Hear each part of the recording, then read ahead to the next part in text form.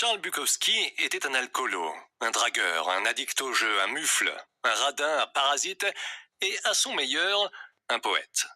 C'est sans doute la dernière personne à qui tu irais demander des tuyaux pour vivre mieux, ou qui serait citée dans un bouquin de développement perso. Je commencerai donc par lui.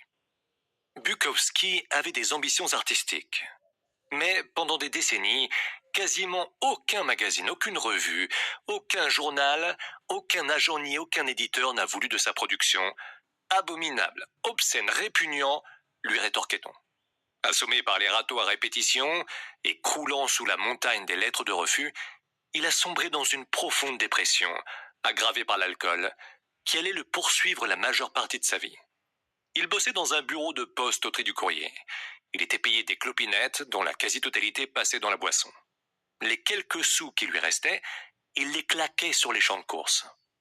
Le soir venu, il picolait tout seul et à l'occasion alignait péniblement quelques vers qu'il tapait sur sa vieille machine à écrire toute pourrie.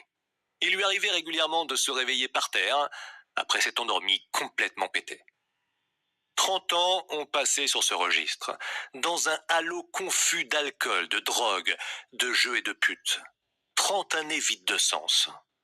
Puis, quand il a atteint la cinquantaine, après des décennies de dégoût de soi, à se ramasser des gamelles, le responsable d'une petite maison d'édition indépendante s'est, par un de ces coups du destin, penché sur son cas. L'éditeur en question n'était certes pas en mesure de lui dérouler le tapis rouge, ni de lui faire miroiter de grosses ventes.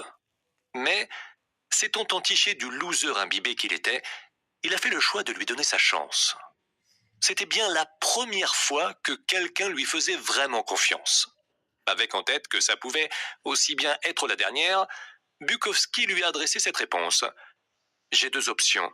Retourner au bureau de poste et devenir dingue, ou ne plus jamais y remettre les pieds, jouer à l'écrivain et crever de faim. » Bonjour, comme promis, je vais vous présenter dans cette vidéo l'offre d'Audible qui permet d'écouter gratuitement plus de 400 000 livres audio et podcasts. Si vous êtes un accro des nouvelles histoires, palpitantes, mais que vous n'arrivez pas à terminer un bouquin, vous êtes au bon endroit. Cette offre d'Amazon permet d'écouter gratuitement pendant 30 jours les livres audio de votre choix.